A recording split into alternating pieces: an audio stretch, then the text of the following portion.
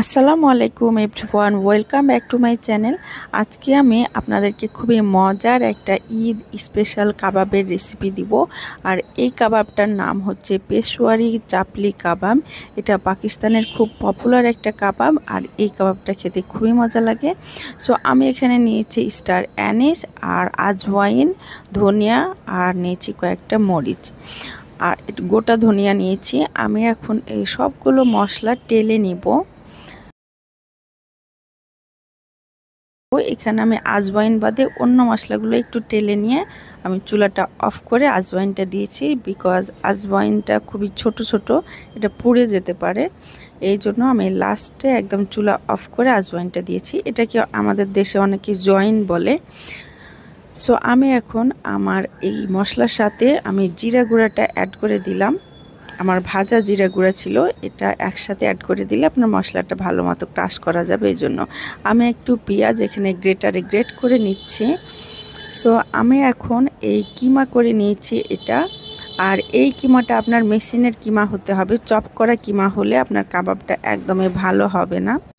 আর এই কাবাবটা কিন্তু অনেকক্ষণ ধরে কিমাগুলো আপনার মাখাতে হয়, একদম ময়দার মতো ডলে ডলে। এটা প্রায় আমি 15 মিনিট ধরে আমি ধাপে ধাপে এই কিমাটাকে আমি হাত দিয়ে ময়দার মতো করে আমি এটা মাখিয়েছি। আর এটা প্রত্যেকটা স্টেজে আপনার এইভাবে মাখাতে হয়।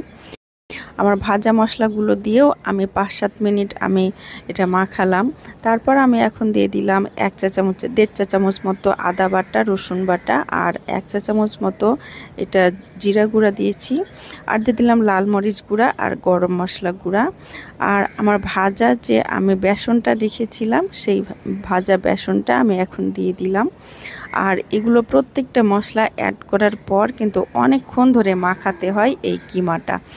যত মাখাবেন মাংসটা তত সফট হবে, আর এই কাবাবটা ততটাই মজার হবে। যতটা মাখার উপর ডিপেন্ড করবে এই কাবাবের টেস্টটা। সো একটু ভালো মতো মাখাতে মাখাতে দেখবেন যে মাংসটা খুব প্রিপেয়ার হয়ে গিয়েছে। এখন আমি দিয়ে দিলাম গোটা আজওয়াইন কিছুটা, 1/2 চা চামচ। আর এটা আজওয়াইনটার জন্য এই কাবাবের ফ্লেভারটা অন্যরকম একটা ফ্লেভার দেয়, যেটা খেতে ভীষণ মজা লাগে। আমি দিয়ে দিলাম পেঁয়াজ গ্রেট করে রাখা, আর দিয়ে দিলাম মিডিয়াম সাইজের একটা টমেটো, আর দিয়ে দিলাম 1 চা চামচের বেশি আমি মরিচ এটা ক্রাশ করে নিয়েছিলাম, কাঁচা মরিচ। আর এটা লাস্টের দিকে যেহেতু, আর লাস্টের দিকেই আমি একদম লবণটা দেই। তা না হলে লবণটা দিয়ে যদি মাখান তাহলে মাংসটা ভালো হয় না, পানি বের হয়ে যেতে পারে। সো একদম লাস্টে আমি এই পেঁয়াজ, টমেটো এবং লবণটা অ্যাড করব। আমি এই পেঁয়াজ, টমেটো এগুলো দিয়েও আমি একটু ভালো মতো এখন আবার মাখায় নিব। মাখানোর ফলে আপনার এই কিমাটা দেখবেন একদম লাস্টের দিকে একদম সফট হয়ে আসছে। এই কাবাবটা বানানোর ফলে আমাকে প্রায় আমি এটা 20 মিনিট ধরে এটা মাখাই নিয়েছি ধাপে ধাপে। সো আমি এখন এই কাবাবটা বানাই নিচ্ছি। আমি বেশি ঝাল করিনি, বাট কাবাব আরও ঝাল খেতে মজা লাগে, সেক্ষেত্রে আপনার কাঁচামরিচ এবং চিলি ফ্লেক্সটা বাড়াই দিবেন। সো আমার এখানে অল্প মাংস নিয়েছিলাম 400 গ্রাম মতো, সেটা দিয়েও আমার 7টা কাবাব হয়েছে। সো অল্প মাংস দিয়েই আপনারা এই কাবাবটা বানাই ফেলতে পারবেন। আর এই কাবাবটা আমি ঢেকে ভাজবো না, তাহলে পানি বের হয়ে যাবে। অল্প আঁচে আমি বেশ কিছু সময় ধরে আমি এটা ভেজে নিব।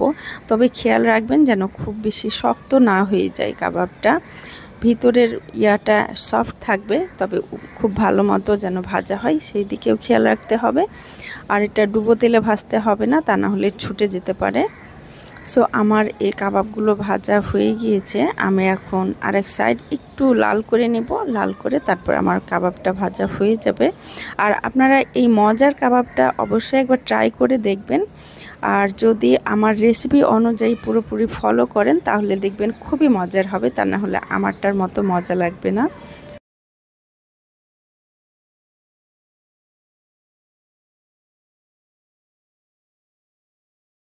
সো এই হচ্ছে আমার আজকের ঈদ স্পেশাল চাপলি কাবাব। আমি উপর থেকে একটু চিলি ফ্লেক্স ছড়াই দিব। আমি একটু ঝালটা আমার জন্য আমি আর একটু পছন্দ করি, যার জন্য উপর থেকে একটু চিলি ফ্লেক্স ছড়াই দিচ্ছি। চিলি ফ্লেক্স দিয়েও আমার কাবাবটা খেতে ভীষণ মজা লাগে। সো আমার এই রেসিপিগুলো যদি ভালো লেগে থাকে তাহলে প্লিজ আমাকে সাবস্ক্রাইব করবেন আর আমাকে কমেন্ট করে জানাবেন, আর ইচ্ছে হলে শেয়ার করবেন। So thank you for watching.